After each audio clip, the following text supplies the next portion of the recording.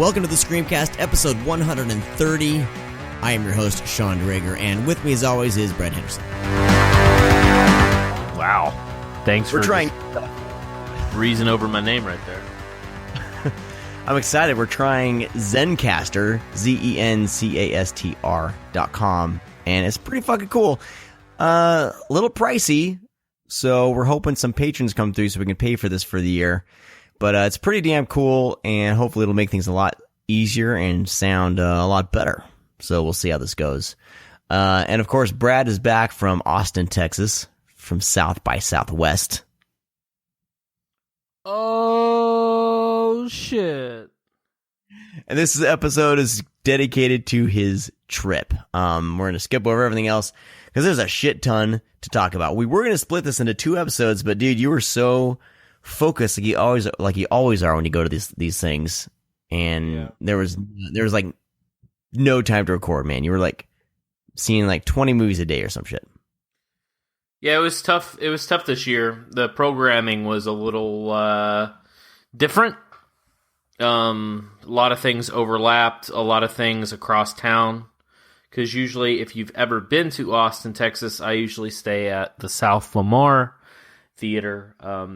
South by Southwest is, of course, all over Austin. The movie portion takes place at about 6 theaters throughout Austin. And they set up a transportation system specifically for the festival, shuttles, basically, that run every 10 minutes in a big circle. This one, however, there was a lot of overlap and a lot of gaps. So it was really difficult to find time, even to call my family. So, yeah. South by Southwest, tearing families apart, one movie at a time. It's true. I'm single now, so. But yeah, it was a blast. By the way, if you're listening and you want to Twitter along as you're listening, live tweet, you can follow us at Scream_cast, of course. And, gosh, I had all these announcements I was going to make up front, but I totally forget now. So stick around. We have a Patreon. Yes. We have a Patreon. Patreon.com/Scream_cast. I'm kind of, it's in flux a little bit. I want to make sure that we're doing, that you're getting your money's worth. But there's a $1 option, which is basically like just throwing us a tip of $1 a month. Just the tip. And then there's a $3 option where for now you will get each podcast early. So, I mean, it could be a day, it could be 2 days, it could be 3 days, just depending on when I send the files to oneofus.net. But basically, as soon as I get done editing the thing, you will be able to hear it right away. And then there's a $5 option, which will launch a new bonus episode that for now will be limited only to the $5 patrons. It's called Screamcast Late Night, where if you will be able to control what we talk about. I was going to limit it to horror, but it may just be a kind of ask us anything, just any topic at all. We will rant on it for 30 minutes, 20 to 30 minutes. Like I said, that episode, we're going to be doing one soon, as soon as we get some scheduling down, and then we will be giving those, posting those for our $5 patrons. If we reach our goal of $100 a month, we will unlock that for the $3 a month patrons. Then once we hit like $200 a month for Patreon, then we'll unlock it to all patrons. And then we'll kind of go from there. I'm thinking eventually I'm going to want everyone to hear these. So maybe like a month out, we'll start posting them live for everyone. But for a month, they'll be like patron exclusive or something like that. I'm kind of working all this out. I don't like the idea. I don't like the idea of having a ton of shit behind a paywall. I've never liked that. I've never liked that in podcasts that I listen to. A lot of people say it works. I'm sure it does. I'm a patron for a couple podcasts myself, just because their bonus content is so good. I don't have the time to. I don't think we have the time to really put out a shit ton of quality exclusive content. But we I don't know. I just don't like quality anything. Yeah, I mean, I just don't like throwing everything, like throwing a bunch of crap behind a paywall. So our goal is not to do that. But there may be some we may stagger releasing of these exclusive content. So if you're a patron, you can hear it for the first month or something like that. Still working it out, but it should be pretty cool. And it's a way to support the podcast. It's a way to, I mean, if this Zencaster thing really does sound good and I like it a lot, I'm going to want to use it. You will actually be directly responsible for a better sounding podcast. Better like them. Sounding podcast. I mean, I don't know how good you want us to sound in your ear holes, but anyway, and then side note, I'm starting on my AXPX podcast again. So if you're into that, in like religion and philosophy and stuff, it's a totally different animal than this. But I'm starting that up again. So if you want to check that out, it's theaxpx.com. But we're a horror podcast and we got to jump into, you say that, but we're not really. I mean, not really. We are. We're not. I mean, we focus on that, but we cover a lot.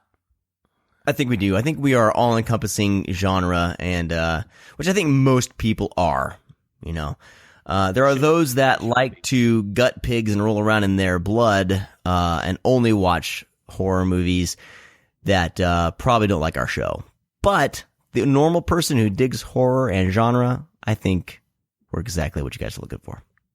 I don't know why we're plugging ourselves. People are already listening to our podcast. They're already stuck. Let's jump into South by Southwest. We do have sponsors like Coffee Shop of Horrors. We'll get to all them later. And but I want to hear, dude. I've been wanting to talk to you since you left. So set up the travel because Ash Varner, who writes for the site, he tagged along. And was this his first South by Southwest? Yes. How did it go? Ashley had a good time. He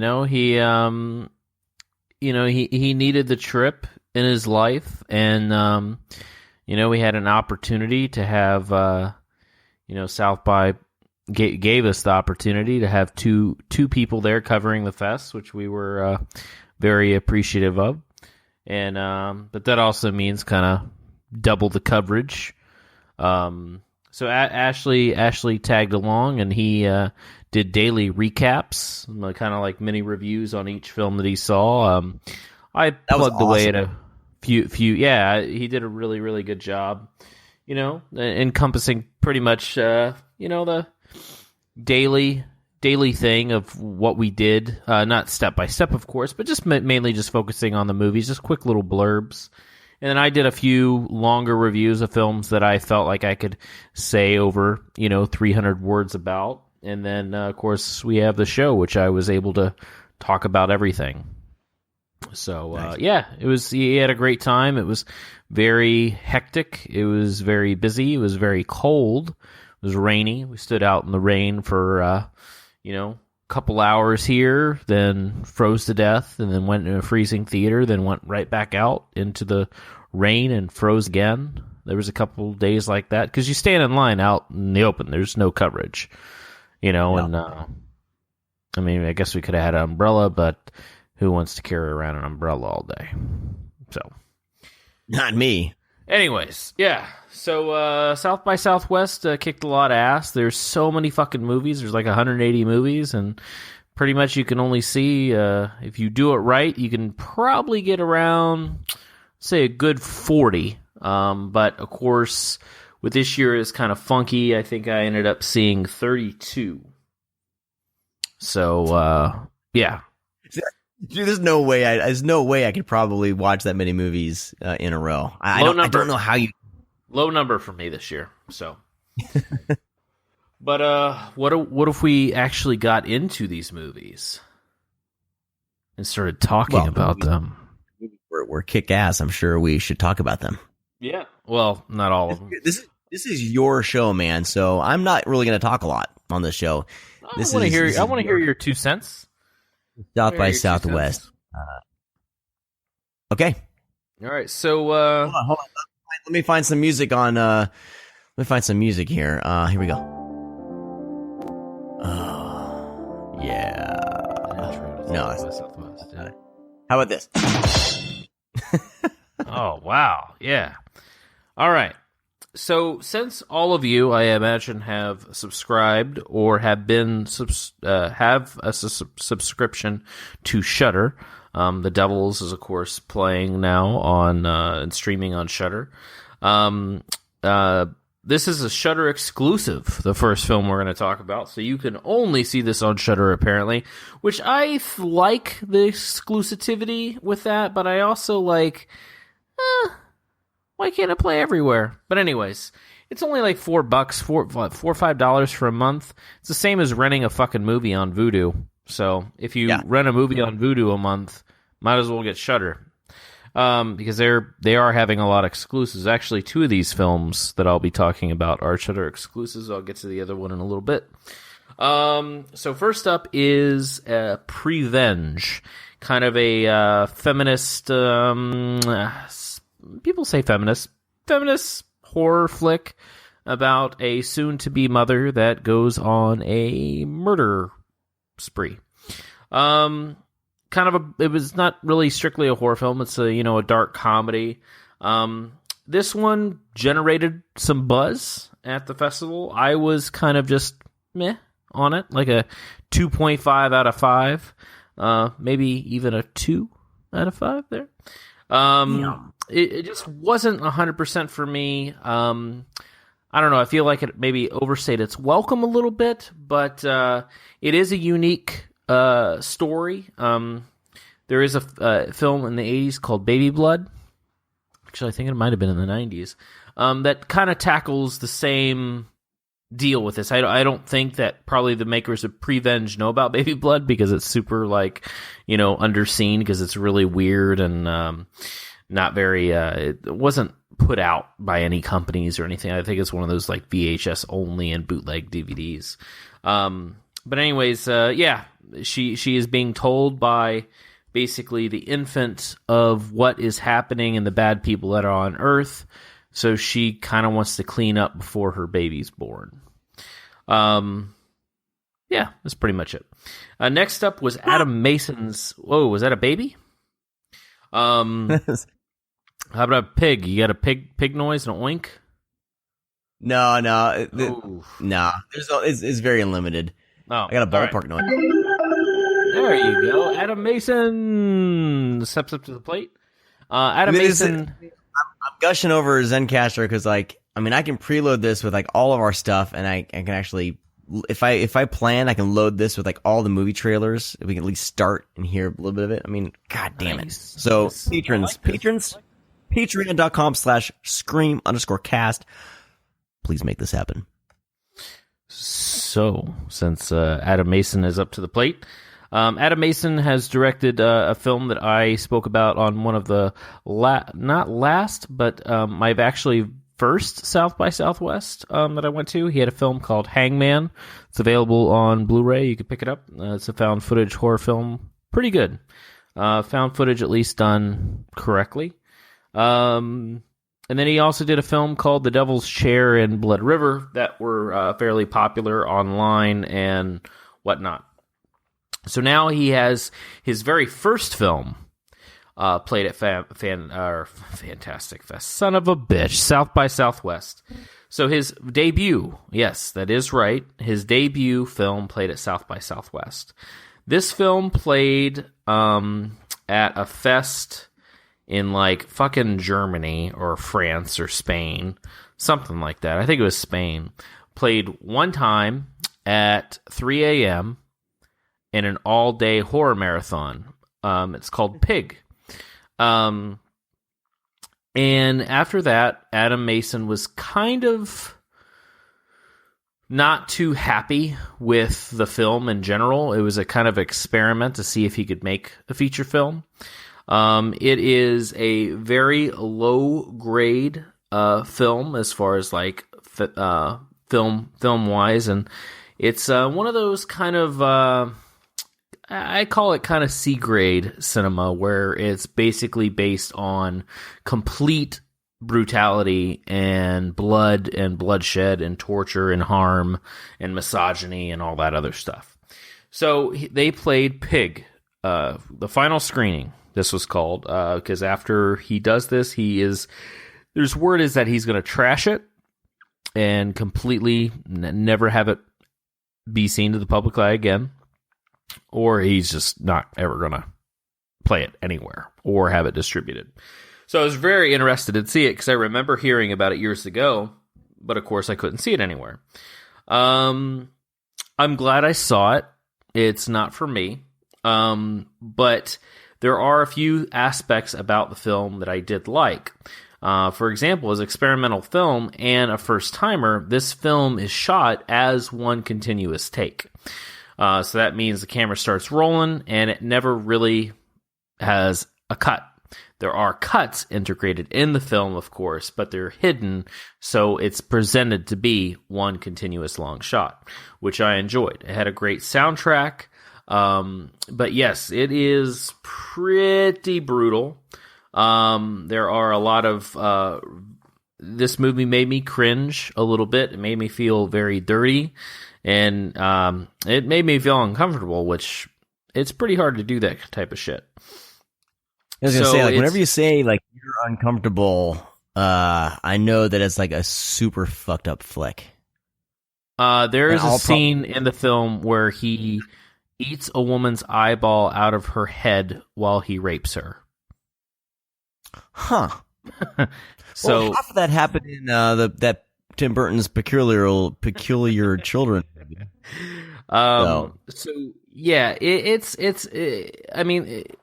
Here's the thing, is that I wanted to stay for the Q&A because I was very interested in why Mason made this flick, why it's playing one last time, and everything like that. I have a certain respect for the film as kind of a technical aspect because it's very well done for what he was working with, and as far as an experimental film and just this one actor just running the entire show. It's basically we're introduced to a guy who has 3 victims that he has tied up and he is torturing and doing awful things to, and he has a girlfriend that is kept in a cage who is mentally handicapped, and she's pregnant and she joins in on what's happening. The film is completely 100% misogynistic. No doubt about it. It's very brutal. It's very mean towards women. And we may be saying to myself, well, there's a lot of films like that. Yes. But here's the reason why I don't think it's going to be released. It's because of it would be a lawsuit involved, and Adam Mason would be probably, obviously sued and fined for this. In the film, and this is what kind of blew me away. And I honestly can't believe this is real. I researched it after they talked about it at the show, the screening, and then I was listening to this guy in real life, and I was just like, I can't believe that this isn't talked about more. This person really does exist. So in the film, while the soundtrack's playing and the characters going around raping and pissing on everybody, there is a radio broadcast that's playing in the background, and it's not faint. You can hear it pretty well. And it's really fucking disturbing because it's just this guy talking about how women need to have the shit beat out of them, and then they'll come back to you, how women deserve to be raped, all this crazy stuff. And I'm like, man, this is really crazy. Like, who fucking wrote this script? No, it is a real radio broadcast by this fat fucker, Tom Likas. Tom Likas. Women are just Euro. Yeah, you know about it. All right, so he's based out of California, so you probably know a little bit better than I do. The fucking thing. So, a little story about Tom Likas, really quick, if you don't mind. Oh, go ahead. I want to know. Allegedly, he took all his money and he started up a winery up in Northern California. And he's not really this super misogynistic guy. He had started this as a character, allegedly, and it just took off and started making him a shit ton of money, and he didn't give a fuck. And all these douchebag bros were all about his show. He had a thing called Flash Friday where you'd get women to flash their boobs at you while you're driving home from work, and you'd call in and tell them you got flashed and all this bullshit. And so allegedly it is kind of an act that kind of went out of control, is what I'm told. Like, he has like a fine winery up in Northern California now.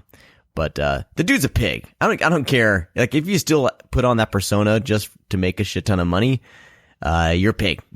Yeah. You know? Yeah. I out of curiosity, I would listen to his show on the way home, because it was out here. But yeah. I looked up past recordings and listened to it, and I was like, man, this is really fucked up. Whether it's a character or not, I mean, it's perceived as reality. Totally. A film, we can watch a movie and walk away from and be like, okay, that was fiction. Fictitious characters, I'm good. But when you deal with something that could be misconstrued as, reality, which that's what it's like, that was actually the most disturbing part of the movie. Because obviously I know what I'm watching is fake. But what I'm hearing I thought was fake too, until Adam Mason was like, this is I can't release this because this is a recording of this guy. Things like crazy, like dudes ate his words up. Well, see, that's the thing. It creates misogyny. It creates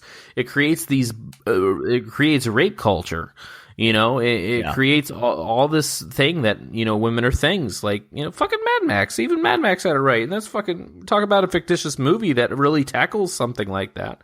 And it's gross. It's sickening. It's just, it's shitty. And I'm like, Adam Mason, fucking release this shit, because maybe more people need to know about this piece of shit.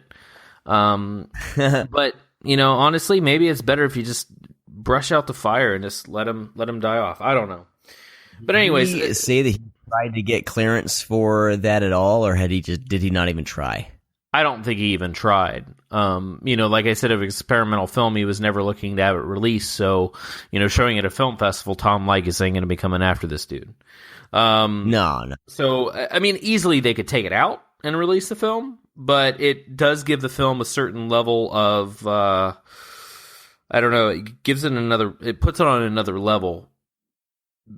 Especially now. But even watching the film, they can hire me and give me a script. I'll record that shit in the afternoon. And it's some gross shit, man. So anyways, no, I know. I don't know if you'll be able to see Pig. I do know for a very, very short time, Adam Mason was emailing it to people years ago, if you requested it and it was on the internet. But as of right now, I do not see any plans for it. We got a lot to cover, so I'm going to blow through some of these. Well, the ones that I didn't like, I'll blow through.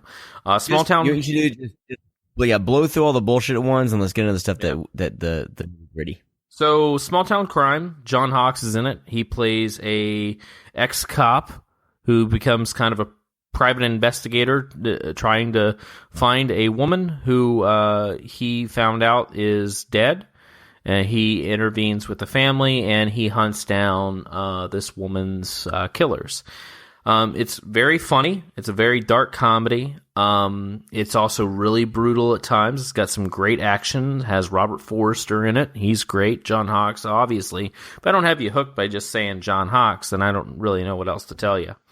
I'll watch it. It feels like a very, 90s film. It feels like something that I saw, like an indie drama in the 90s. That's what this film feels like.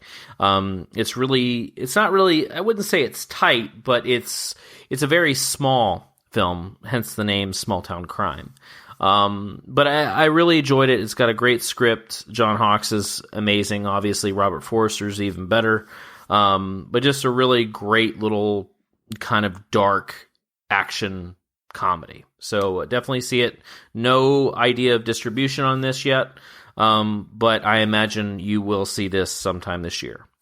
Next up, I think that as distribution, Joe Swanberg has a new film. So if you've seen Happy Christmas, Drinking Buddies, kind of his more recent bigger films, this guy started out as very small indie mumblecore films up into this big he's Hollywood now almost, but with the kind of the independent attitude.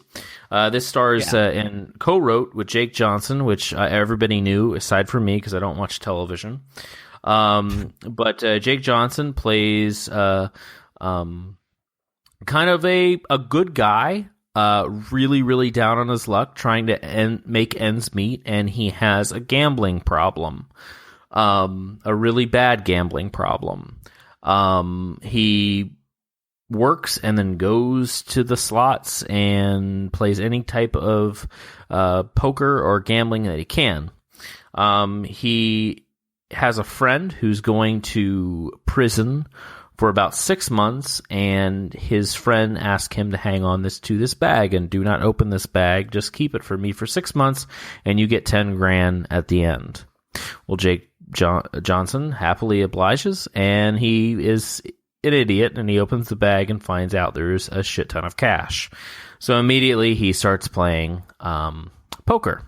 Preferably, I think Texas Hold'em is his game. He does pretty well. He gets up on his luck, he plays a little more, and he gets himself into a bad bind, as well as falling in love with the girl of his dreams, while trying to make all this money back. This movie is fucking hilarious. It is so fucking good. I'm sorry, it's called Win It All. Joe Swanberg does a great job with Jake Johnson of kind of maybe letting Jake do his own thing, because that's kind of what it feels like. It feels real. It feels, I like when films do that, where you could tell the actor's totally digging the role, understands the role, and just kind of does, it feels like it's a non-scripted film. They have an idea of what's going to happen, and then they just let it roll. Definitely probably Joe Swanberg's best film to date, I would say, and kind of a different caliber. Mainly because he's not in it, of course. But his son is, and his wife. It was very cute to see. But it's got a great cast, and it's, like I said, it's very cute. It's also very, very infuriating watching the film as well. But yeah, check it out. That will definitely be out this year. I know that somebody picked it up while I was there. Next up was Edgar Wright's Baby Driver. Oh, shit. Which blew the lid off of South by. South by actually blew up. I'll watch Edgar Wright films. I am not a hardcore fan. I enjoy 50% of the films he's made. Well, actually, I would say 40%, because there he is, that fistful of whatever. I enjoy Hot Fuzz. I like Hot Fuzz the most. Shaun of the Dead's fine. His other films, I'm not a big fan of. I don't like Scott Pilgrim. I don't like World's End, and I don't like that fistful of whatever it is. But wait, fistful of what? Yeah, his movie Fistful of something, or for a full. It's his first feature. It's like a Western comedy type thing. Oh, Fistful of Fingers? Yeah, there you go. I've never seen that. Yeah. So I was a little apprehensive about seeing this because I'm not a huge fan. I knew this was going to be playing sometime in like July or August. So I was just like, whatever. But then something was said to me that made me want to watch it. And said I knew somebody that saw it prior. And they said, yeah, it's really crazy. It's, there's nothing like it. And I was like, oh, okay, yeah, right. Come on. There's no like pure original ideas anymore, it seems. Like, as long as a story's told well, I don't give a shit if it's been told 1,000 times. If it's done right, done well, shot well, filmed like, really well, script's great, actor's great, special effects are okay. I don't give a fuck, I just want to be entertained. I want to have a good movie. We're at the point where they're going to remake the fucking Matrix. Yeah, the Matrix is super inventive. It's a great script, But, I have something like, what's something generic? Just name a generic movie that everybody loves. Beauty and the Beast. Huh? Beauty and the Beast. No. I'm saying something that we've talked about recently. Oh, it's a fun generic flick that everyone loves? Yeah. Something that's nothing special. Like, as far as storylines. Well, I mean, God, man, I know I'm putting even you on the Star spot. Wars. Even Star Wars is a pretty generic story. Okay, no, here we go. Perfect. Star Wars Force Awakens. Everybody loves Star Wars Force Awakens. That's a good example. Exactly. It's fucking Star Wars. The first movie, A New Hope. It's just a retelling of that. Almost it's like beat for beat. Same shit happens. But hey guys, we're starting up the new empire. What should we do? I don't know. Maybe we should do like a big planet thing. Well, think bigger. Yeah, let's just do let's convert an entire planet into a Death Star. Yeah, let's do that. Should we? Hey guys, we got to make sure there's not like one weakness that'll take down the entire planet, though, bro. Right. Guys, we got some budget cuts. You know the one area? No one's gonna find that. That's fine. Don't worry about it. Let's get it built. So yeah, but here's the thing: Star Wars: The Force Awakens looks good. It's got a great cast. It's got a fun little script, and it's told really well. It's shot really well. It works. But if you had a shitty cast and shitty script and shitty special effects, Force Awakens would have blown. So that's my point. Baby Driver, somebody said it wasn't never been done before, and then I kind of tuned in and was like, hey, so what do you mean? And they said, well, it's a musical, but it's also an action film, and it's got a love story. And I was like, okay, so big deal. And they said, well, the whole thing's cued with music. And I said, what do you mean? And there's like every scene, there's a song playing. And what is happening, everything's kind of cued to the beat. And I said, and they said, yeah, when somebody's walking, little songs playing. When they open a door, maybe a guitar, comes in, or if guns are going off, drums are pounding. And I was like, oh, it's pretty fucking interesting.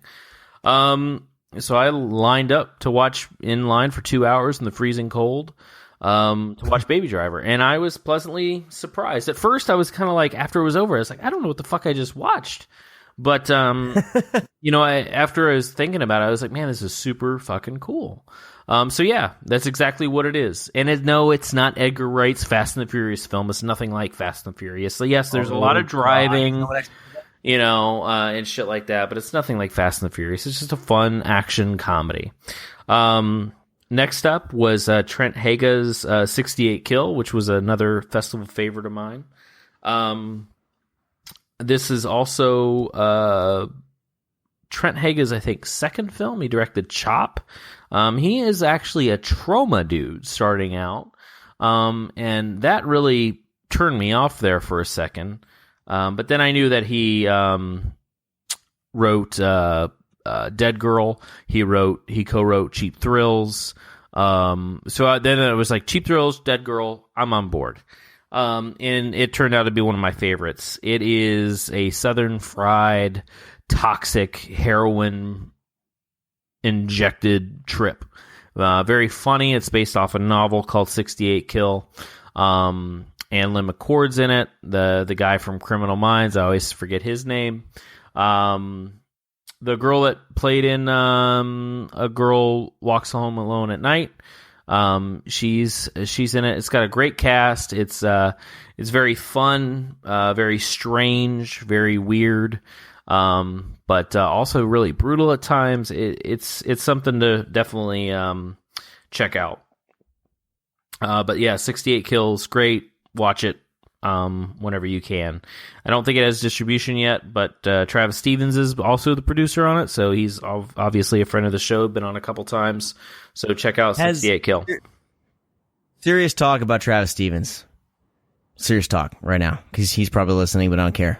I'm about to blow your mind with my opinion of Travis Stevens. Okay. If I was gay, I would totally blow him. The dude's a machine, that's for sure. He's one of the best producers, like genre producers, hardest working. Like each of the movies he's put out has been super entertaining. There was even one that I was like, this movie's gonna suck, but it was entertaining. It had like a muscle car and like this like chick with a huge mohawk. Oh, what movie was that? Yeah, American Muscle. I mean, it was fun. You know what I mean? It was a fun flick. Yeah. All of his flicks that he produces has teeth. Yeah. So yeah, he's a great genre producer. He also works with the people he's working with. You know, he's not like an office dude. He's sweeping the floors. He's helping with the camera. He's doing whatever he can. So next up was The Strange Ones. I can't really talk about this one too much because it gives too much away. This one doesn't have distribution as far as I know, but you obviously see it. It's a small little indie, kind of a slow burn. It's about two brothers who are on the run, and there is a story to be told of why they are running. It's a very... You got to kind of immerse yourself into the story to really grasp it, because you're being told the story as a complete outsider. Obviously, you know, they're not narrating the story. You don't get flashbacks. You don't get, well, I mean, you do get flashbacks in the film, but you don't get little tidbits of like info dumps. There's not an info dump with a police officer. There's nothing like that. You're kind of a road film of these two, you know, this little kid and this older kid being told the story, but kind of like almost indirectly. You know, you find out little tidbits here and there, and then about it, you know, 30 minutes in the movie, you're like, oh, okay, I kind of got what is going on, and then it just fucking hits you, like towards the end, you're like, oh shit, this is crazy. A really great film, slow burn. It's really, really well shot. But just an overall kind of an interesting movie. So stuff that you really don't see too much. And next up, this movie comes out in August, I guess. This is known and will be known as the female John Wick. So that's what everybody's saying. I kind of agree, but I also disagree. It's shot by the guy that did John Wick. It's one of the co-directors of John Wick. It's pretty much the same thing. But it's called Atomic Blonde. Charlize Theron is in it along with James McAvoy. She plays a lethal assassin in 1986. How hot is Charlize Theron in this? She is very, very beautiful, and she gets a little naked, which I was not expecting. You know, I wasn't going there. I wasn't going to be all like, you know, all freaking, she's a beautiful dude woman. Bro on this. No, well, I'm not dude bro, and I can appreciate a female form, and she shows her female form, and she is beautiful. She's a beautiful woman, and she kicks a lot of ass. There you go. So yeah, check out Atomic Blonde. There's really no need to say anymore. It's got a 80s soundtrack, and it comes out in August. Next up, I'll blow over this film. It's called The Archer. It will show up on probably Netflix or maybe never ever released. This is the one film that you this is the only film that you commented on. Based off the picture alone, Sean, I have a thing for women holding a bow and arrow. 32 films, and the film that you talk about the most. It wasn't a poster; it was a screenshot. The poster's really awful, by the way. Is it? But all the films that I posted pictures of, and screenshots and posters, this is the only film that you talked about, and this is the worst film that I saw. I think I saw it as you posted it and I commented. Hear me out. This is the worst film that I saw at South by Southwest. Wait a minute. Really? Yeah. I was hoping it'd be good. Huh? You may like it. I was hoping it'd be good. Let me tell you exactly what I think happened with this film. This is no way, shape, or form the truth. I do not know how this movie was made, but this is my guess. In 1987, a script was written... All right, here we go. In 1987, a script was written called The Archer. It starred a male and a female role, but the movie could never, ever, ever get off the ground. It just sat on the shelf. Until one day, the writer was like, you know what? I'm going to try to make The Archer again. So she took it to a studio, and she was like, hey, I want to make this movie. They looked at the script, and they were like, this wouldn't work today. She said, wait, what if I change the female or the male character to a female, but leave the female Mhm. as a female, the love interest. Make it a lesbian story. Sure. Do it. And that's kind of what this movie's like. This movie feels like it was never updated. It is about a female that is attacked. She is punched and thrown down to the ground, and she defends herself. Gives the guy a black eye. There's no court date. I mean, there is a court date. There's no judge. There is a judge. There's no jury. There's no actual case. She just, judge slams down his mallet and gives her 2 years in this correctional facility. She is shipped to this correctional facility of God knows where the same day without saying bye to her mother. And then she is put in this kind of, correctional facility, you want to say, but it's more like a jail, run by 3 dudes. 3 dudes. Only 3 dudes. 1, 2, 3. The guy who runs the place, his son, and then one horn dog. Have a bunch of women from the ages of 8 to about 17. There is some weird sexual stuff that happens in the film, talked about, not really seen, because the movie's technically PG-13. That's the weird part. There's also, they're wanting to kill people, and there's some blowjob innuendos and kind of peeking at young girls. And oh my God, you need to stop with the baseball thing. Stop. Yes. It was not intended for the peeking at young girls. Oh Jesus! You need to find another noise. Stop doing that noise. So there's Lancaster for now is very limited. But look, if we fund this, oh my patrons, God, people are just gonna fund it because they don't want you to fucking play the baseball theme.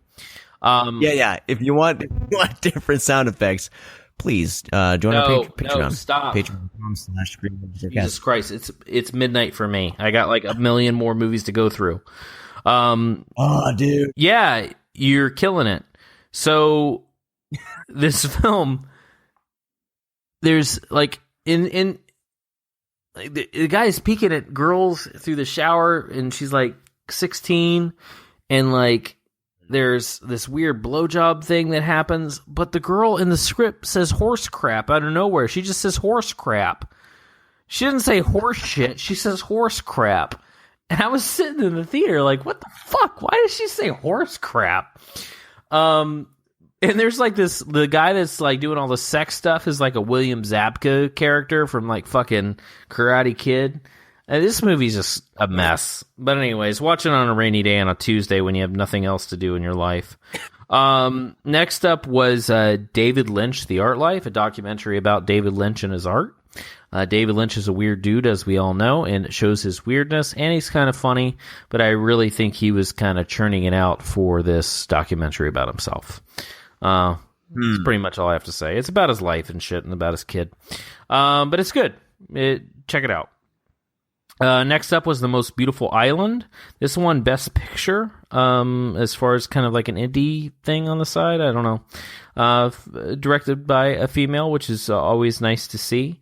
It is about a woman kind of down on her luck, gets offered one night to put on a dress and go to this so-called party, and she doesn't know why she is going, but she will be paid a lot of money. And she's put into something. Can't really talk too much about it. It's really well done. I was on board for most of it. Next up was I don't really consider this a documentary, but it's called Muppet Guys Talking. It is 4 or 5 remaining members of the original cast of the Muppets. Just getting together for one time and talking about the past times and Jim Henson and all the great times they had. It's funny. It's cute. It probably would have been better like as a mini series, like 6 episodes. But it's only like an hour, and it's really weird because it just goes by super fast and doesn't really accomplish anything. It's just fun, you know? Do they their voices still? Yeah, they do their voices on the, and everything like that. But yeah, it's just them bullshitting.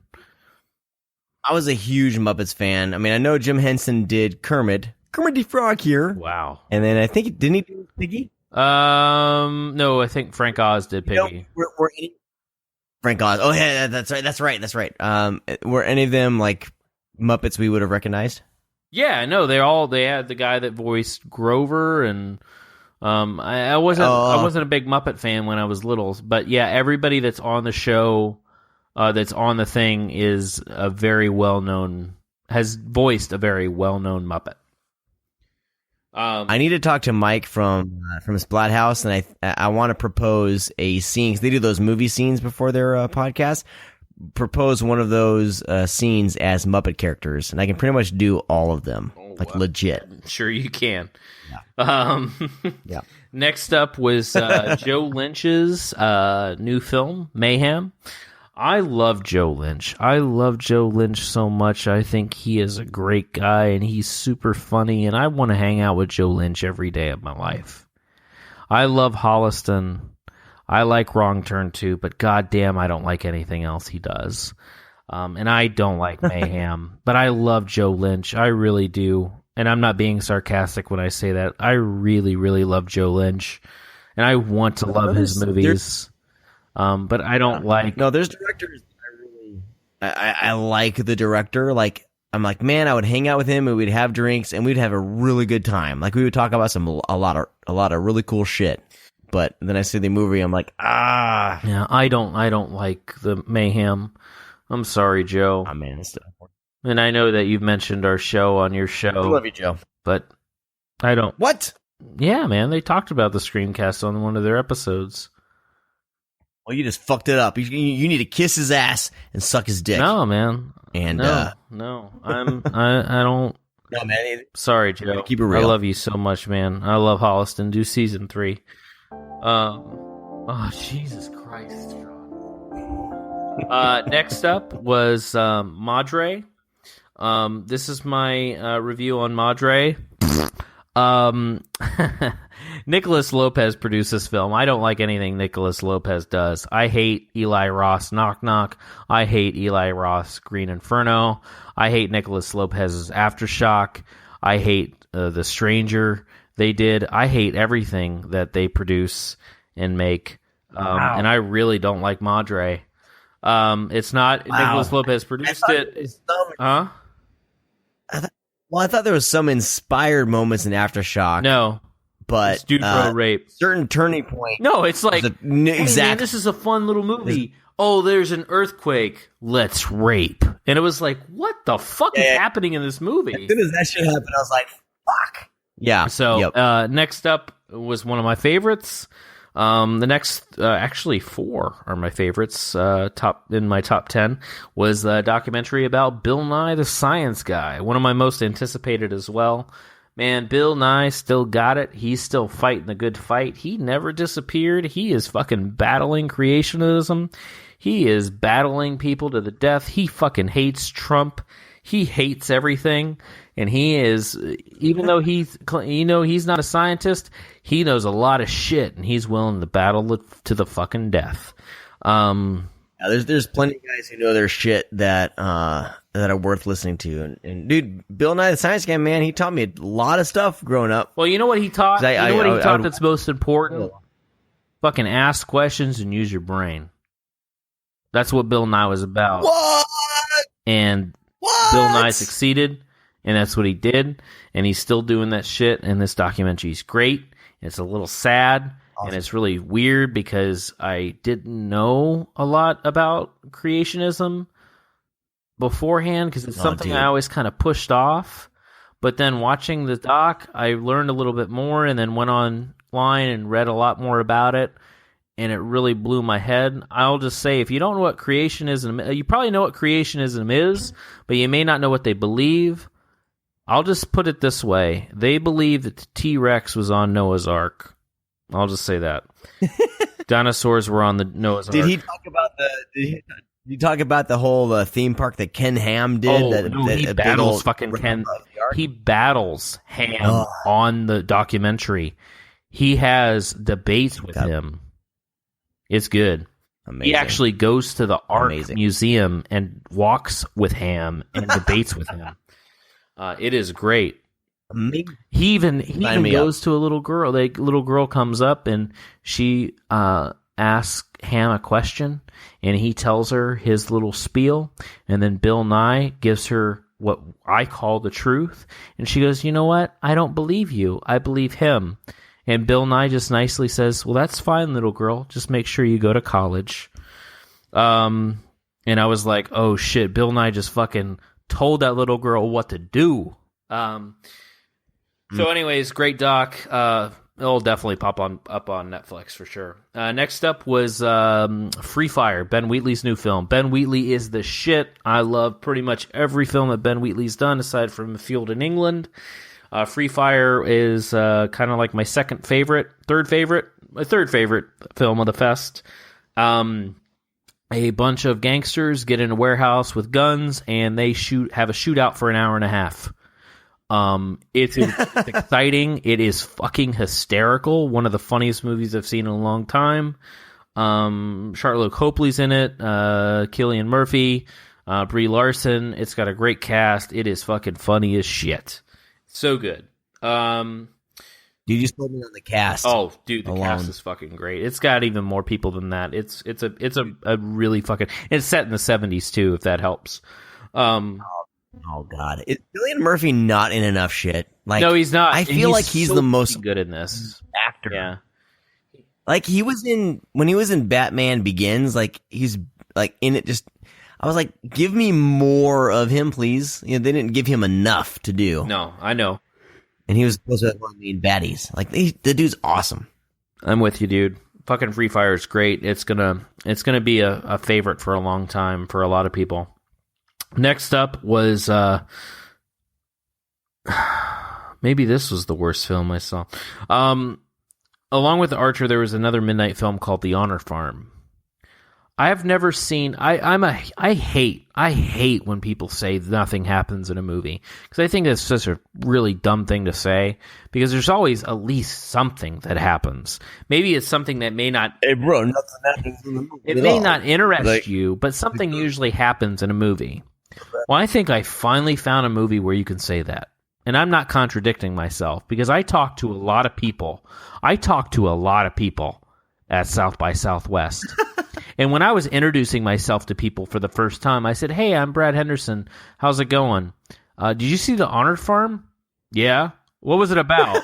"Well, I don't fucking know." "Good. We can be friends." This is a midnight film. Nice. This film has a million different ways it can go, but it doesn't go anywhere. It is a rated G. You have a. Can you think of a basic synopsis? It is for it. It is a G-rated version of the movie Shrooms. There's a film made in like 2007 called Shrooms, where a bunch of kids go out in the woods, do shrooms, and some fucked up shit happens to them. Well, Honor Farm, a bunch of kids do shrooms, and nothing fucking happens to them. That's the Honor Farm. Next up is going to be a film that I consider will be a cult favorite among many. It's called Game of Death. It is a really fucking fun film. I hope we have more board game movies like Beyond the Gates and Game of Death. Game of Death, a bunch of fucking stupid fucking kids, which I love when I hate every fucking character in a film, are just fucking millennials that think they fucking know it all, who drink and do drugs. They stumble upon a game while they're fucking having sex and doing drugs and skipping school, and they put their fingers on this board game, and it takes a little bit of their blood, and then they start reading the instructions, and they're like, "Oh, this game is called Game of Death. We have to kill whatever number the game says, or one of us die like every 10 minutes, unless we kill each other. So you need to kill in order to not be killed and for the game to end." Well, lucky number 24 comes up on the screen, and they have to kill 24 people, or they all die. And when they die, their head explodes. So this movie is like 70 minutes long, and it's nothing but fucking butchering people. It's really fun. It's super goofy.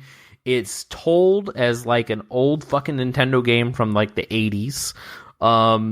It has some great fucking practical effects. I couldn't believe this shit when I was seeing in my eyes, watching people blow up and getting hacked away.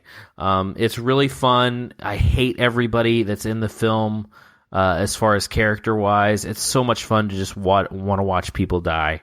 And it's 70 minutes. It doesn't overstay its welcome at all. In fact, it's a little too short, but a lot of fun. So I don't have any idea when this will be released. This will probably be like an IFC movie or some shit like that. So stay tuned for Game of Death. Next up was nice. Evan Katz's new film. He directed Cheap Thrills. It stars one of the guys from Headhunters. Everybody knows him from this movie that show Game of Thrones.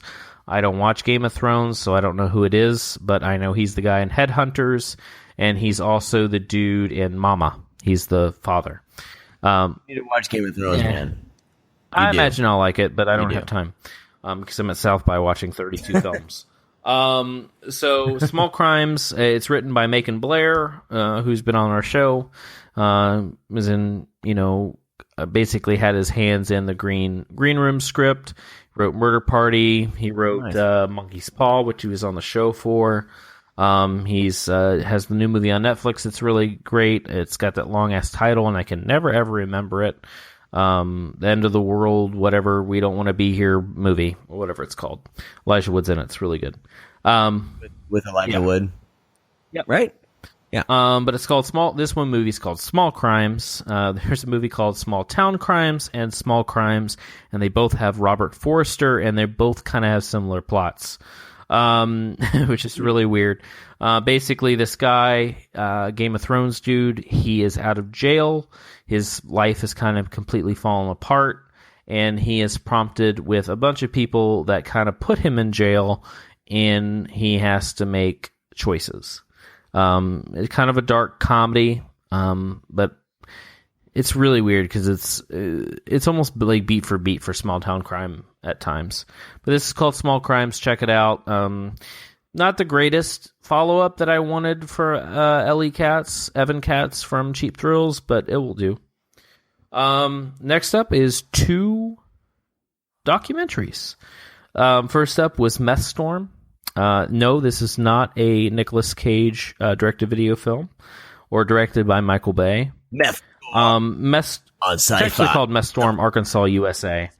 It is a battles gigantic bags of meth. It is about the Mexican cartel and drug users and DEA agents in Arkansas dealing with meth. I didn't know that meth was this bad in Arkansas. I know it's bad in Florida, but dude, it's bad out here in Southern California. Meth California. has died down in the way it's manufactured, because now it's coming from Mexico, and it's really bad. And I didn't really know that.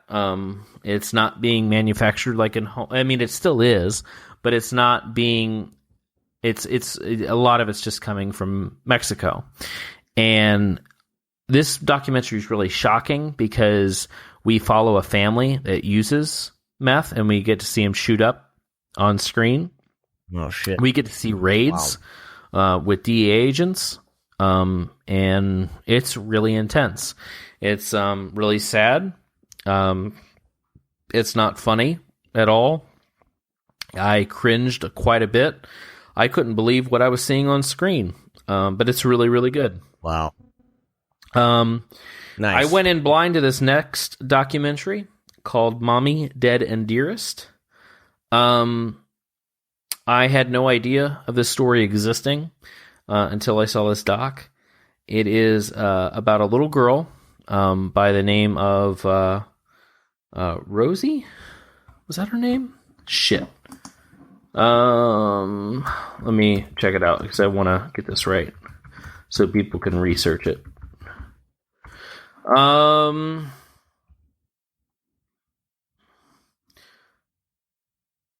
Oh, Gypsy Rose. It is about a little girl named Gypsy Rose and her mother, Dee Dee Blanchard. This hit big on the news a few years ago. She was a little girl, who I think she was around 18 at the time, where she was arrested with her boyfriend, and they murdered her mom together. Wow. Holy shit. And I was like, shit, that's really fucked up. And I've never seen a documentary. I mean, I was fucking got tears in my eyes and shit. There's a lot to this fucking story. Because at first, it's like Gypsy Rose, and she's in the police station. She says didn't murder her mom, but she obviously had her boyfriend do it so they could be together. And I'm like, shit, guilty as fucking charged. Man, there's a lot to this fucking story. And I'm glad that there are people that just don't look at the case on the outside and say, you know what? Hey, guilty as charged, life. No. Not with this story. You find out exactly what was happening to Gypsy Rose, how she was brought up, the secrets that the family had, and Gypsy Rose is, of course, still alive, and it's up to date with her in prison. And there's a lot of news footage, a lot of family speaking, and man, this fucking doc hits hard as fuck. It's super good. Wow. But man, get ready to fucking be depressed as fuck. But yeah, it's called Mom. So this is going to on HBO, correct? This is HBO documentary films. So HBO is killing it with story, because last year I talked about the Slender Man doc, which is HBO as well, that debuted a couple months ago. So while I was watching Gypsy, I need to watch. Yeah, it's really good and depressing as well. I was watching this and I was like, man, Gypsy Rose lived in Waukesha, Wisconsin. Where did I know Waukesha from? Well, that's where fucking Slender Man happened. So here's the thing: don't go to Waukesha because you'll get fucking murdered. Yeah. So stay away from Waukesha, and just stay at your home and watch these two documentaries. But it's really good. If you want to spoil it, go ahead and just read the case, because obviously it's all online of what really happened and what happened to Gypsy Rose. And it's a really, man, this is a really fun documentary and story to talk to people about, because there's so many different sides and so many different outlooks of what people believe shouldn't have happened, should have happened, what will happen, what shouldn't have happened, and all that kind of shit. It's a really good, we had a lot of fun talking about the outcome of the case and what was going on. So, definitely something to check out. Next up was an Australian film. So, congrats to one of our new writers. He was kind of the hit of our live show that we did, our 3-year anniversary, because I got comments from his name is actually, I was saying his name was Murray, but it was not. He never corrected me. People who saw the live broadcast saw that. I edited that shit out to kind of save face a little bit for you, man. I appreciate it.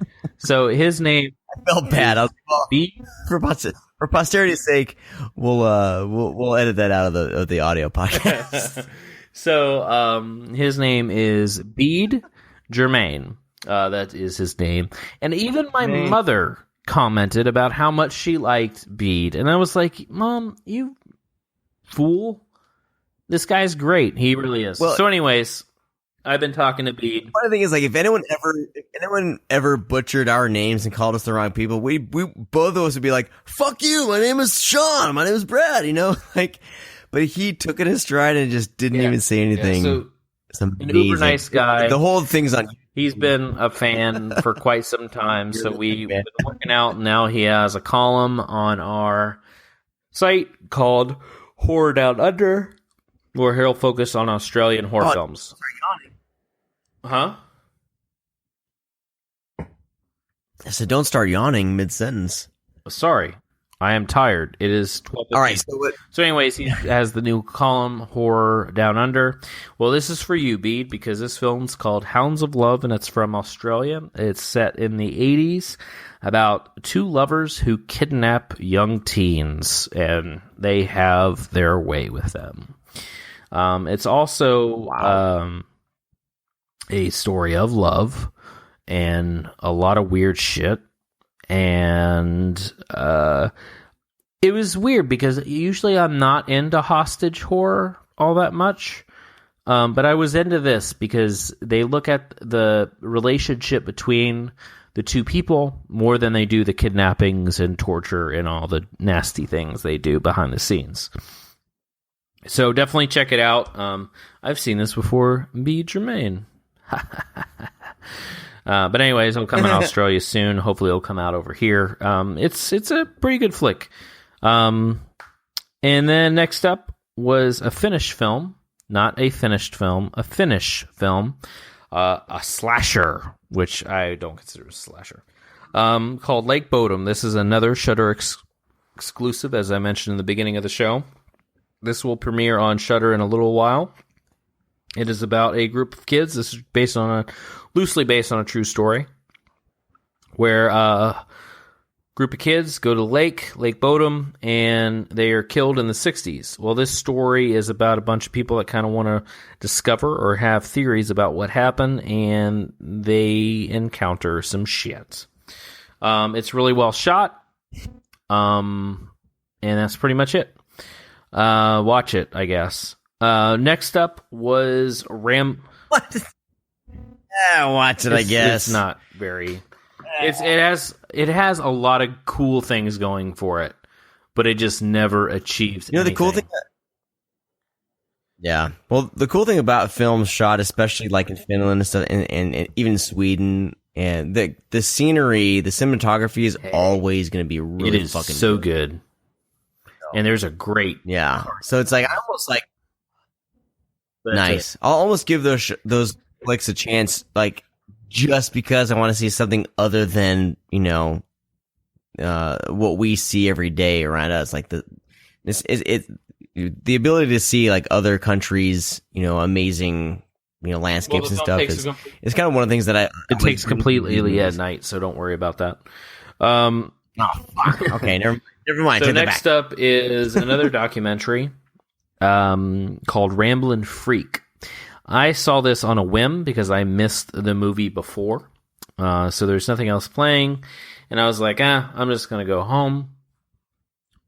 This was my last movie for that day.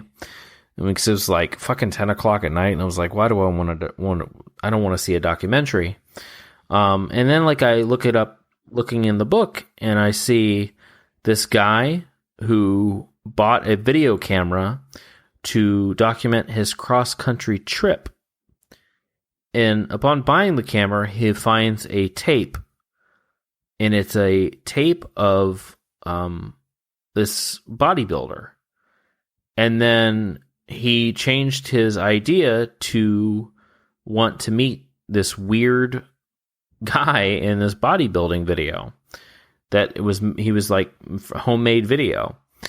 And I'm like, wow, this sounds really fucking weird, and I want to see this. So I went to go see it, and it's shot on DV tapes, which I was okay with, but there's just a lot of him filming himself, like having phone conversations and eating cereal and playing with his cat. And then it just starts showing clips of people off YouTube. And I was like, what the fuck am I watching? Like, I really don't want to see this shit. And then about 20 minutes in, it starts to dive in more to the story. And in order to get people to watch this movie, I feel like I need to kind of go more into detail.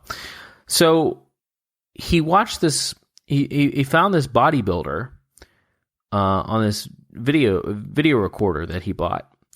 Well, the videos that he's watching randomly, these YouTube clips, are his sisters, you find out. And spoiler free. And there's a story behind of how his little sisters and this bodybuilder connect. And by the end of the fucking documentary, I'm sitting there 11:30 at night fucking weeping. So yeah, check out Ramblin Freak. It's really fucking good. You just need to give it a chance. Because I was like, why am I watching this movie? I don't understand. This is not a documentary to me. This is just some weird dude filming himself eating with his cat. And that's a lot of what it is. But there's a lot more to it. It's very heartfelt and sweet and a hell of a little. It's not even. It's almost like a life story. You know, it's almost like a guy exposing, you know, his true feelings and his ups and downs and regrets and accomplishments. So check it out.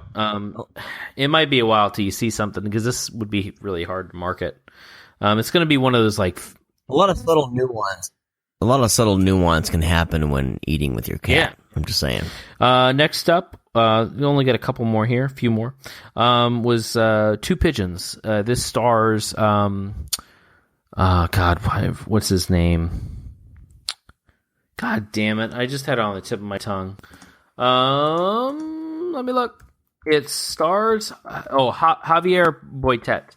That name does not sound familiar to you guys because he is a kind of a character actor. If you've seen the original REC, he plays the thing at the end of REC. He plays Mama in the movie Mama. He plays in The Other Side of the Door. He plays the Crooked Man in Conjuring 2. He's a very odd looking guy. He has very long arms. He's very animated. And if you haven't seen kind of the behind the scenes of The Conjuring 2, when I'm sitting in the movie theater saying, man, this is some wicked fucking claymation that they're doing in stop motion. No, that is Javier Boitet moving like that. That's how he moves. Live on set. He can move. Fucking incredible. Like a fucking creep. Well, he actually plays in this film not dressed as anything. He plays himself. He is a home invader living with a guy. And he plans on kind of ruining his life. It's called Two Pigeons. It's okay. Moving on. Next up. Oh, man. Just okay? You're gonna leave me with that? Just okay? All right. Next up was this wasn't a documentary. I was a little upset about this. There's a band from the 70s, early 80s called Big Star. They had 3 albums. It's basically a bunch of other musicians covering their music in a concert with no dialogue in between. It's just a concert movie. I was a little disappointed. I was expecting maybe some backstory on Big Star. Nope. What was the name of that again? It was actually called Thank You Friends, Big Star Third something. But it's the documentary. It's not a documentary. It's a concert video of Big Star's cover songs. Next up was a film that I took a chance on because I really hate the first film. This is the sequel to that film. This is definitely not my cup of tea, but I was like, you know what? I'm going to watch all the midnight movies this year at South by, which I've never done. And I did.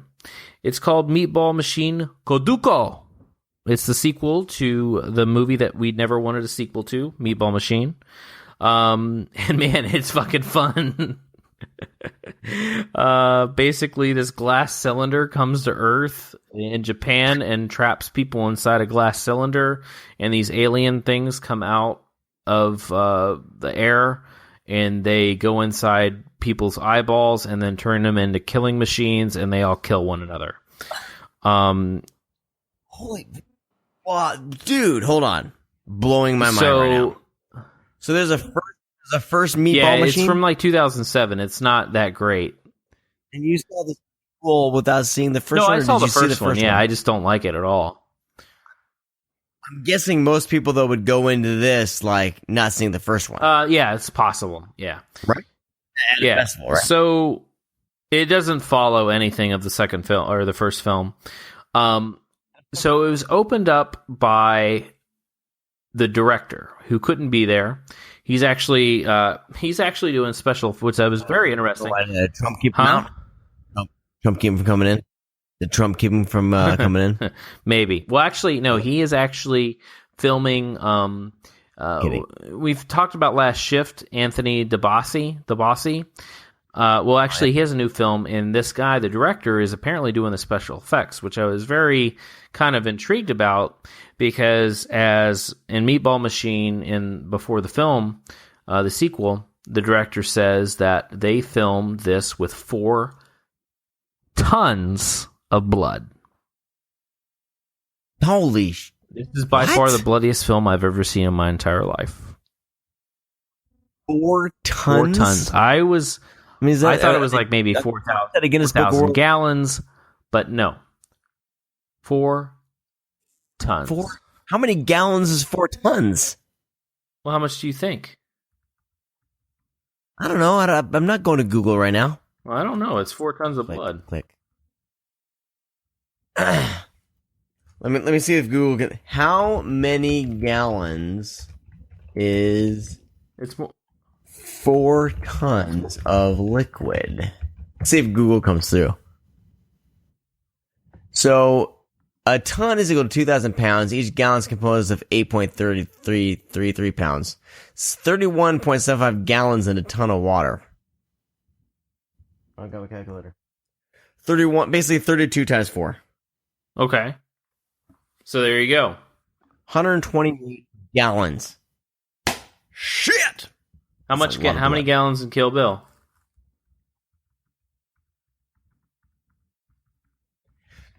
I'm looking it up. How many gallons blood in Kill Bill?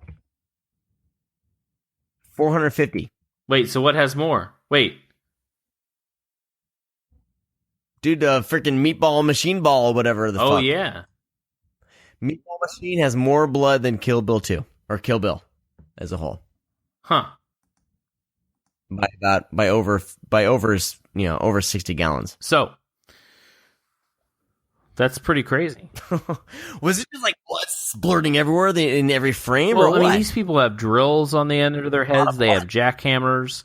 Basically, whatever they're holding at the time, they basically adapts to their body. Like, there's a construction worker with a jackhammer, and when he gets trapped inside and the alien things come out and go into his brain, he has a jackhammer on the end of his hand. It's like a fucking X-rated Mortal Kombat. Amazing. Listen. So, I was not on board. I don't like these Japanese splatter films, but people of Japan, you're fucked up a little bit. But it's a lot of fun. I was very happy with what was happening. I almost just spit it now. Hold on. What? Pardon me. Whiskey almost came out my nose. Son. Next up was the Transfiguration, which is about a young boy who is obsessed with vampires, who watches vampire films, very reminiscent to Martin. Martin's even mentioned in the film. I think the best way to describe this film is what Matt Taylor said to me. He said, if Abel Ferreira directed Let the Right One In. And I was like, that sounds interesting to me. But yeah, think of that and Martin, and there's Transfiguration. It's really, really good. Next up was a film written by David Lynch's son. David Lynch is co-stars in it. Harry Dean Stanton is in his 90s, and he stars in it. It's called Lucky. It's a very mumblecore film about a man who is 90-some years old, who's still very spry and with it, and just dealing with being old. It's very funny. Isn't it incredible? Dude, the fact that Harry Dean Stanton is still alive. Yeah, dude, he's in his 90s, and he's doing fucking, like, jumping jacks and yoga in this movie, and I'm like, dude, what the fuck? But he drinks, like, a bottle of Jack Daniels and smokes, like, a carton of cigarettes a day, right? Start doing it now, dude. You live till you're 93. So anyways, it's really funny. It's very charming. It's really good. Then we got Life, which opens this coming Friday, which is kind of a take on the movie Alien. Just kind of a different version. It was so much more exciting when we thought that it was a prequel to Venom. Yeah. But it's it feels like maybe it feels like a passion project for Rhett Reese. He's the writer of Deadpool. He wrote this. So it feels like maybe a kind of a passion project of wanting to get a horror film, like a straight horror film, out of the way. It's okay. It's fine. It's serviceable. You'll love it, Sean. You'll love it. I probably will. You're not gonna mention any drama that ensued with the No, we're past that. With Life? We're past that. Okay. If you paid attention on Twitter, you were in for a treat. That's all I'm saying. Still, apologies are there. But yeah. Mwah, mwah, mwah. You know who you are. We love you, but yeah, that was a joke. Well, I could tell the joke part because they thought it was funny. So anyway, the whole Venom Life thing. There was the idea that Life was a prequel, a hidden prequel to Venom. So I was at the premiere of Venom, and so I was live tweeting that Marvel was there and some crazy shit was happening, and I was signing NDAs to see the movie, and I had a few people believe me, and they started writing about it, and then at the end, I was like, gotcha. But I ended up hurting a couple people's feelings, and I felt really bad and did my apologies publicly and, behind the scenes. But it was just a really stupid joke, and it was pretty funny, but it got out of hand, and I was a dick. It's the thing I want to talk about, like, really quick, like, it's like, it's amazing the time that we live in where so many people are hanging on things people I couldn't tweet. believe anybody was listening. That's the thing, is I was just joking, and then I saw it, and I was like, oh my god, people are actually taking what I'm saying seriously. I didn't realize the extent of what was going on until, like, I was kind of bullshitting around too, and then I was like, oh fuck, whatever, no, this is Brad Henderson. No one's gonna believe Brad Henderson. And then things started kind of, people were kind of hitting me up on DMs and stuff, and I was like, oh fuck, like I think I was like in my head, I was like, this could go bad. Yeah. So and what I've noticed through this is that even though like I send out a tweet and I maybe think it's really funny or clever or just an idea, and I don't get a like or a retweet or a reply, doesn't mean anybody's not listening, man. People are listening to you. That's the truth. Because that's the thing, is I was tweeting a bunch of shit and no one was saying anything, and before I knew it, I had a lot of people going.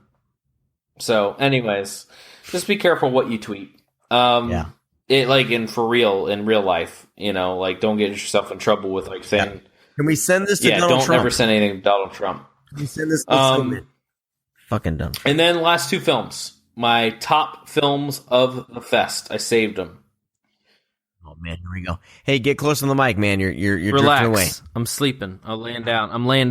I'm kidding.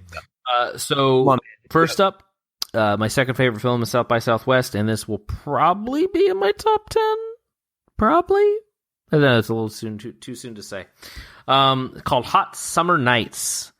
When I was going, in order to do my South by kind of schedule, I don't watch any trailers. I just go by descriptions and pictures. It's the best way to do it. I figured out through all the festivals I've been to.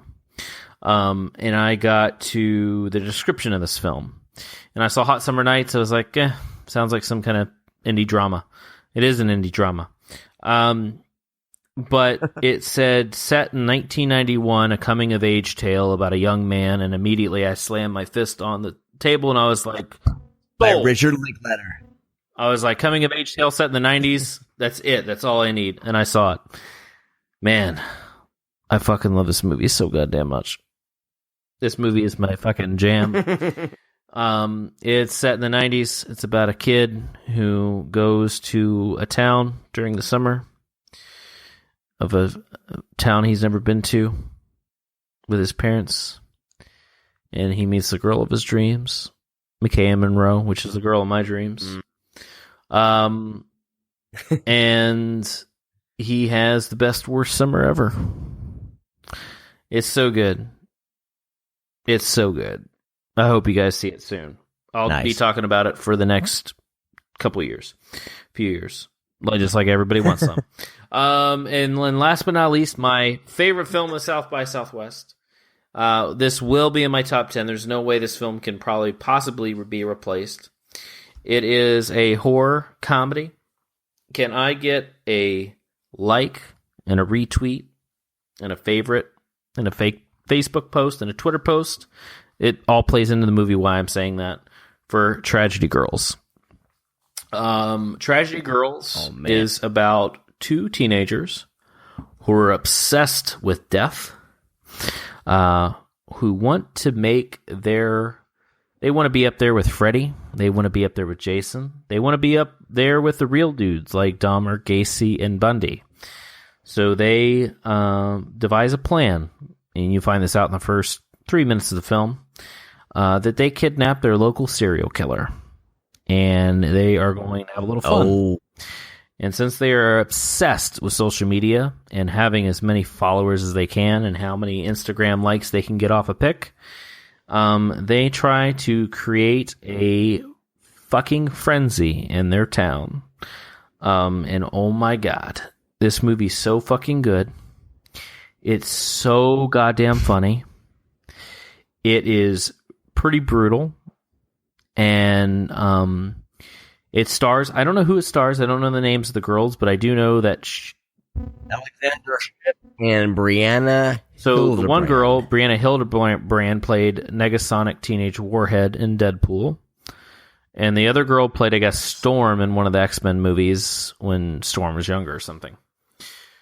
Well, probably the last one. I don't know. I don't watch X-Men movies. Why? You know what? Why you gotta be? I don't have time to watch movies directed by pedophiles. Truth. When you fuck kids and you're an adult, I guess you fuck kids in general. You don't have to be really an adult. It's like if you talk about fucking kids and you're like under investigation for fucking children. I know that people like hate when I say that, but I don't think people understand the word pedophile. Sometimes it's like, oh, they're a pedophile. Oh, gross. No, I think you really need to say exactly what they did, so it gets through your sick skull that these people shouldn't be supported, and they need fucking help. They need to stop making movies. Number one, and they need to go to fucking get help. They need counseling. They need therapy. They need help. They don't need to be burned at the stake. They don't need to be shunned away from society because they're just going to do it again. They need help. Bryan Singer has a lot of heat from young males, and settlements were made. Well, I'll tell you what, in my world and the world that we live in, when settlements are made, there's a fucking reason why they're made. And it's to keep people's mouths shut. And there's a lot of weird shit surrounding Bryan Singer. So no, I'll watch First Class, but I don't watch any X-Men movies. All right. So anyways, that's, and plus, fuck superhero movies. I'm done. So, yeah. Well, aside from Deadpool, I watched Deadpool because I laughed. But yeah, Tragedy Girls. Kevin Durant is in this film, and I know that when Kevin Durant first came on the scene, I was like, "Look at his meathead." And then, like, he was in, he's one of the Tremor brothers in Smoking Aces, and I was like, this guy's okay.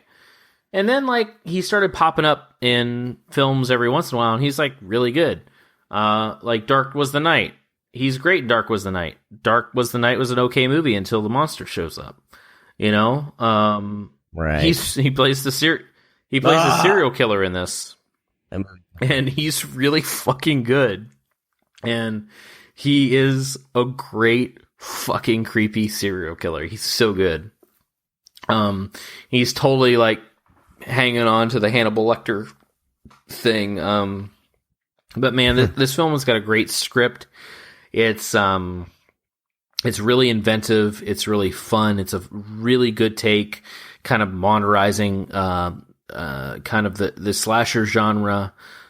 Films like Detention, films like The Final Girls, and even Scream. This is up there with that, where they try to completely take the genre and do something new. And I was saved for the Q&A for this one because I was really interested in how this movie came about, because it was a debut from a guy. Actually, no, it's his second film. His first film's not even released yet. And this was his second film. This film doesn't have distribution, which, honestly, dude, if they had somebody that was a box office draw, like, this movie would be number one at the fucking box office in, like, the horror community. Like, this movie would kill at the box office. But sadly, there's no one really to, it's got popular people. It's got Craig T. Nelson in it, not Craig T. Nelson, Craig T. Robinson, Jesus Christ. Craig T. Robinson, plays Daryl from The Office. It's got a few other cameos. I don't want to spoil it too much. Of people in there. So yeah, it's a fun little horror take. Kind of reinventing the genre, like for fans of like The Final Girls and Detention and Scream. This is 100% for you. Like, if you like those films, you're gonna love Tragedy Girls. So that's it. That was my South by trip. Nice. Lots of cool movies, lots of great food. Holy shit. Met a lot of cool people, stars and shit like that. So yeah. What was the best restaurant you ate at? Well, I like to go to the Texas Chili Parlor, where they film Death Proof, because I like to get the killer nachos, which Kurt Russell calls the Nacho Grande platter in the film. So I took Ashley there. That's one of my favorite restaurants to eat at, other than Torchy's, which is tacos. But yeah, lots of great food. I'm not a huge fan of the Draft House food.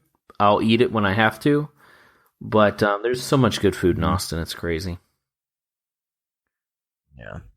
One of these days, I've been saying this for the past 3 years. I need to get to Austin at some point. 3 years ago, my son was 1. Now he's 4. He's a little more manageable now. The thing is, like, me being gone means my wife has to be in charge of 3 kids, and an 11-year-old, a 9-year-old, and a freaking 4-year-old has a lot of shit to deal with. So that's why she's been hesitant on letting me disappear for a week. But it's gonna happen. It's gonna happen within the next couple years for sure. I'll be hitting up a Fantastic Fest or a South by whatever, South by Southwest at some point. It's gonna happen. Fantastic Fest is gonna be over by the time you get there. Is it? They'll be done doing it. So. No, they won't. Fuck. No. So it's gonna happen, and I just need to. My kids need to fucking behave when I'm gone. So I'm waiting for that to happen. But cool, man. I'm glad that Ashley went down there with you. A lot of great writing happened during South by Southwest from you guys. If you haven't checked it out yet, make sure you check it out at thescreamcast.com. There's a lot of great stuff on there. A lot of great mini reviews from Ashley. A lot of great write-ups from you, Brad. And it's fun.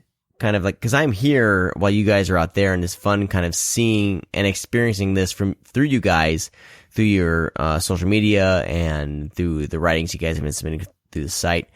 So, you guys keep listening to the show, keep reading the site. We'll keep doing stuff like this, and it's only going to get better and better. So, very cool.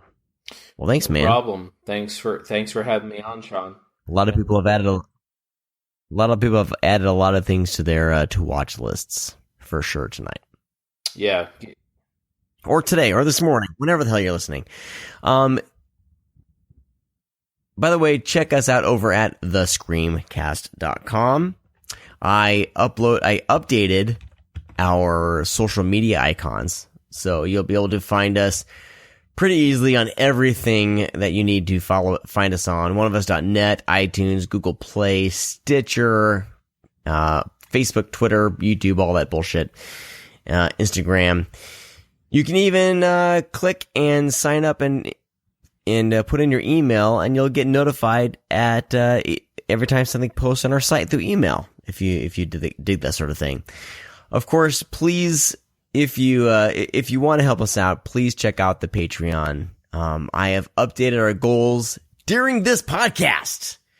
If we reach $100 a month, I am definitely going to pay for a year of Zencastr.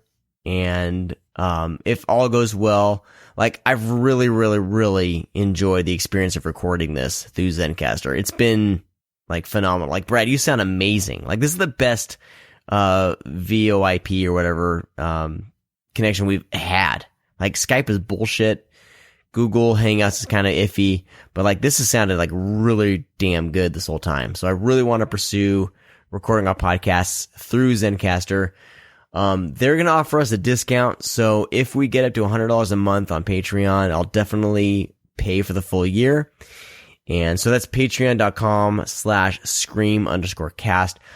And, you know, as we go along, there's going to be a lot of added bonuses we're going to be giving our patrons. Even if it's not listed on the side, there's going to be some fun things we're going to be giving you guys.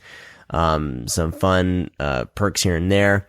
I know that we have some really talented artists that are going to be providing some stuff for us. I think that we should include our patrons on some of that artwork. So we'll see. Like, this is kind of evolving as we go along here. And we want to make it like, we know that you're, you know, giving us your hard-earned money every month, and we want to make it worth your while, within our possibilities, like our schedules and what we can do. So, definitely check that out, and we would love to have you guys as a part of the show. I need to give a shout out to, everyone who's become a patron so far. I'm trying to get there right now. How the hell do I see all of our patrons? Let's see your pledges. No, that's not it. Patron manager. No, that's not it. Creator page? Anyway, god damn it.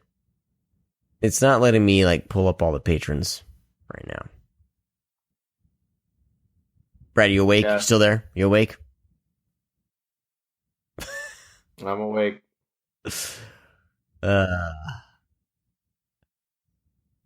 Oh, here we go. View current patrons. Okay. All right. Here we go. Really quick. Francisco H. Laranjo. I apologize if I butcher any names. Huge thanks to all you guys. So Francisco, Ron Compostine, Nathaniel Rivera, Luis Soto, Paul Farrell, Joe Guin are all the $5 patrons. They'll be receiving our Screamcast late night once we launch that. Our $3 fans, Josh Sprinkle, Brandon Chowan, Chris Bellevue, Edward Antila. Thank you guys. You'll all be receiving the podcast before it hits oneofus.net. And of course, Andy Hutchinson and Kevin McDonald for throwing a dollar our way. We really appreciate you guys. Thank you so much for contributing to this and making this show possible. As more of you decide to become patrons, we'll be hitting you guys up. We'll be giving you guys a shout out each week, and you'll have kind of a direct connection to the podcast. I know that I throw a lot of things and a lot of kind of tidbits on things that are coming up, and you will be involved with the show kind of more than just the social media. You'll be actually, be a part of the family in a way, and be able to provide, immediate feedback to the podcast. So check that out if it's in, if you're able to, these days, it's tough to be kind of giving away money here and there. And we really, really appreciate all of you who have become patrons for the site. Of course, our sponsors, Coffee Shop of Horrors, you can definitely use our code Screamcast to receive a discount on your order. I'm about out. I need to place another order. I do have some free coffee I'm going to give away. I need to figure something out for that. Vinegar Syndrome, of course, we'll be doing a Vinegar Syndrome podcast, I believe is next in line to do. We'll be covering quite a few discs from them. Grindhousevideo.com. Check them out. Buy your movies from them. He's very fair on pricing and just a really swell guy. So please support his show. And of course, Wolfman of Mars for providing all the music, and Kevin Spencer for providing our visual identity with our logo. Well, that's going to do it for this week's podcast. Brad, do you have anything else to contribute? But thank you, everybody, for listening. All of you guys have a great week. We'll talk to you next time. Bye-bye. Oh, don't tell me you're leaving. The party's just begun.